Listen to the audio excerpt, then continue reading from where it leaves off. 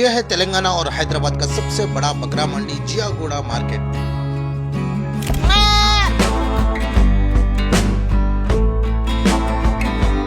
यहाँ पे आपको हर नस्ल के और हर स्टेट के बकरे मिल जाएंगे एकदम वाजिबी प्राइस पे।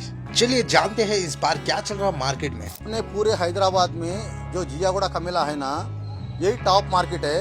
ये एरिया में जो रेट मिलता ना, वो कहीं कोई जगह पे नहीं मिलता। सबसे कम रेट में बोलते हैदराबाद जियागुड़ा कमेले में ही मिलता है। जियागुड़ा मार्केट साउथ इंडिया की सबसे बड़ी गोट एक्सपोर्टर मार्केट है। यहीं से ही सारे के सारे साउथ इंडिया में माल सप्लाई होता। इस मार्केट में बकरीद के वक्त फुटफॉल 10,000 से ज्यादा पीक लेवल पे रहता, क्योंकि इसका रीजन है पे बकरीद में कई को आते बोलते चारों तरफ के लोग एक से एक बकरा मिलता है। ऐसा बड़े बड़े बकरे मिलते हैं। वो बड़े बड़े बकरियों के लिए आप छाइस करके आते हैं लोग। वो तेलंगाना के बकरे बोलते बहुत मिल जाते बाहर। ये बड़े बड़े बकरे बाहर नहीं मिलते।